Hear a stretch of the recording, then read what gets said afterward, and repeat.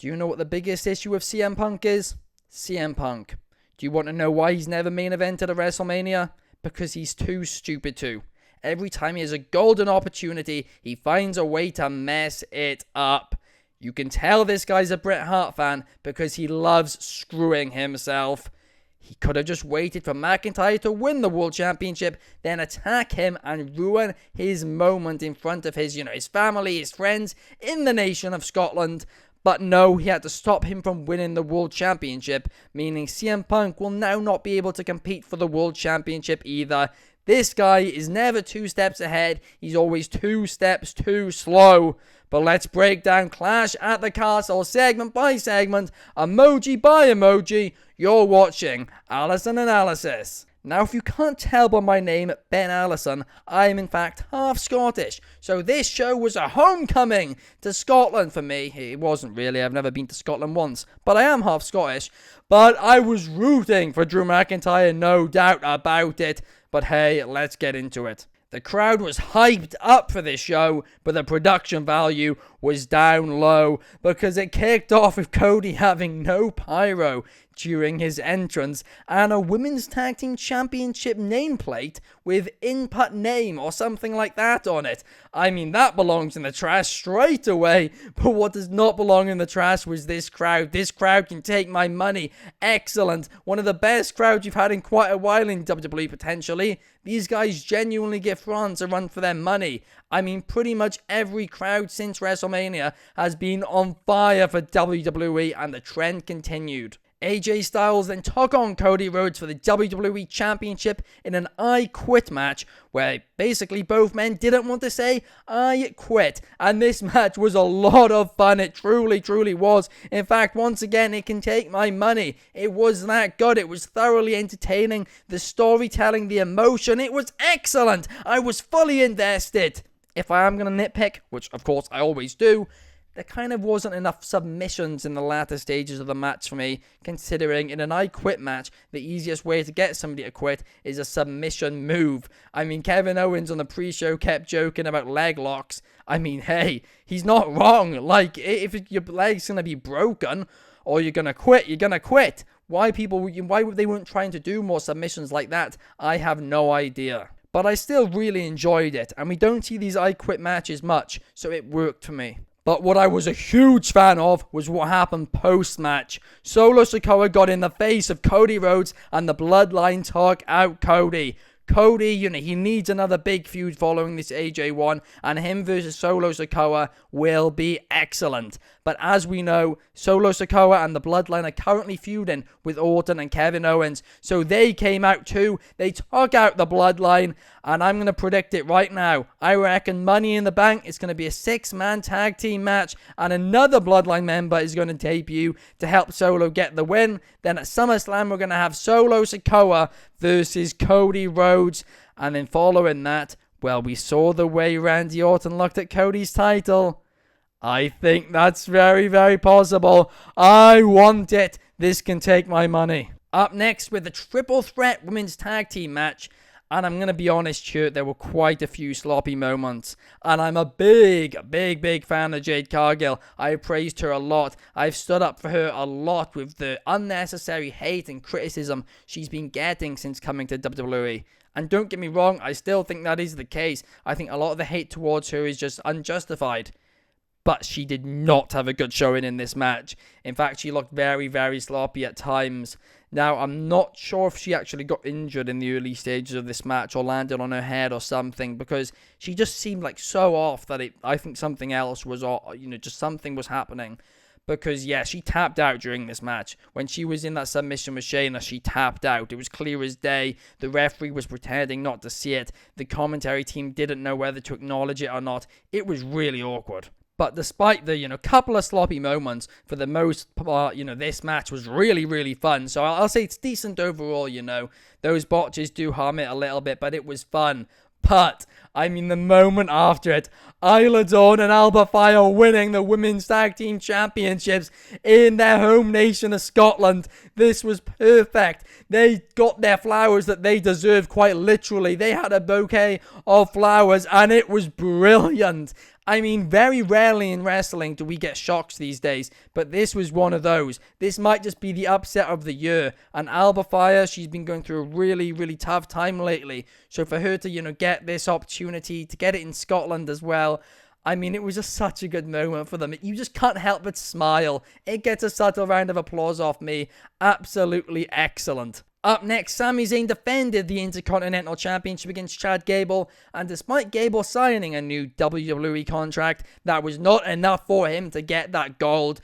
Otis and Maxine Dupree, they just abandoned Chad Gable because of his wrongdoings to them in the past. He basically accidentally took out Maxine, which looked quite brutal, but it actually was kind of Sami Zayn's fault. So, I mean, hey, it's whatever, I mean, there's certainly different ways you can look at this, but the way that I look at it was a brilliant match, and it can take my money once again. Gable, Sami Zayn, how can you go wrong? There was so much story in this one. I thought maybe at times the bit when they were interacting with Otis and Maxine on the outside, it was a little overdone and maybe took a little too long at times. It was still great storytelling, but that just stops it from, being a top tier banger of a bout. But instead it does just get my money. But still, that is a super high rating, and I thoroughly enjoyed this one. We're then going to head to the women's division because Bayley defended the WWE Women's Championship against Pippa Niven. And Piper Niven, right, she is critically underrated. She has been underrated for years. People do not give her the praise which she deserves. Trust me, when she was working on the UK independent scene, I mean, almost, decade ago now, she was putting in the work. It felt like she was on almost every independent show. It was insane. And tonight, she proved exactly why she is so good in that ring, and she deserves to be in this championship caliber matches. Unfortunately, she did just about come up short, but still, the match gets a subtle round of applause from me. Bayley's reign continues. It's going strong, and please can we see Piper Niven stay around the main event scene because she deserves it. It's as simple as that. Now time for the main event and the pop for Drew McIntyre. That Scottish crowd getting behind their man. It was brilliant. It can take my money. It might just be the pop of the year. The entrance, all of it, it was amazing. Then Damian Priest came out and the crowd were hating him. It was like John Cena at One Night Stand because he was enemy number one. Then the two got going in the ring and it was just thoroughly entertaining from start until finish. You couldn't keep your eyes off the action. Damian Priest had a dive to the outside which went awfully wrong. He could have gotten badly hurt. Maybe he did get badly hurt. I don't know. But what I do know is they covered this up brilliantly. Seriously, one of the best botch recoveries I've seen in a long time. Damian Priest just decided to stay there. He didn't try and untangle himself. He decided to stay there. McIntyre then took advantage of it, and then he sold it for the rest of the match. Well, providing it wasn't a real injury. But hey, even if it was, he was still definitely selling it too. Really great job by both McIntyre and Priest. Priest proving why he's a world champion, and McIntyre proving why he's a future Hall of Famer. But in the end, the ref bump happened, which we were all expecting. We all knew at some point this man was going to show up, and that man was CM Punk. He comes running down to the ring in a referee shirt. He starts counting 1, 2, and then he decides to stop. Because guess what? CM Punk isn't smart enough to count to 3, and he's also not smart enough to know what real glass is. But anyway, that's besides the point. I mean, I really actually liked how they did this with CM Punk coming down in the referee shirt, and the crowd played into it too, where they didn't react until the 2. It was really well executed. But here's my issue with it, right? It was so obvious that this was going to be the finish, with CM Punk screwing McIntyre in some capacity. It was just so obvious. And, we were waiting for it to happen. I thought there would be another twist or something. There wasn't. And, yeah, I don't know. It's felt a little bit flat to me, dare I say. But, hey, it was still thoroughly entertaining. It was a great main event. It'll get a subtle round of applause from me. And the Punk interference, it can take my money. It can. It was done well. The referee shot, the camera angles, it was done well. It annoyed me, which was what it was meant to do.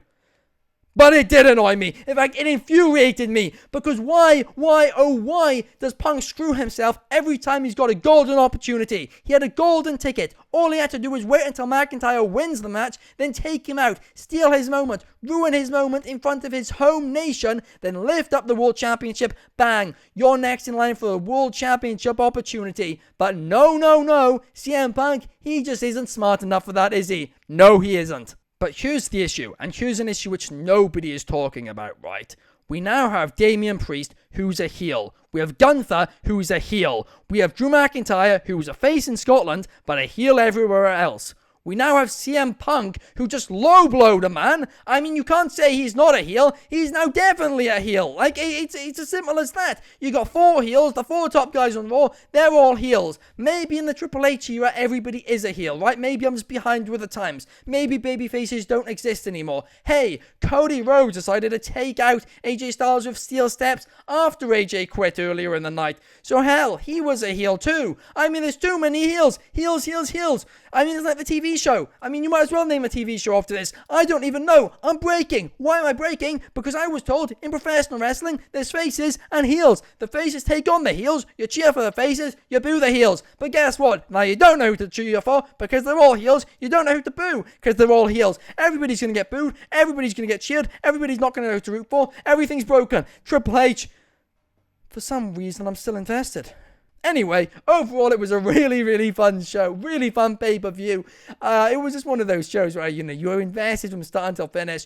And part of that is undoubtedly because of the crowd, which was just phenomenal. It truly was. So overall, this pay-per-view, it can take my money. It really can. Thank you guys for watching. Please like, subscribe, all that good stuff. And hey, there should also be, I believe, along here, or maybe some other side, some videos you might be interested in. Hopefully you are. The tier list one is fun if that's popped up for you. If it hasn't, check out the channel. It's on there. Also, check out all the latest episodes of WR Daily. Take it to the table. And everything else off the air. Sunday Night Spotlight. All of them. Wrestling Republic, we're here, we're creating quality content for you guys for the price of free. Because unlike CM Punk, well, we're smart. See you guys. Peace.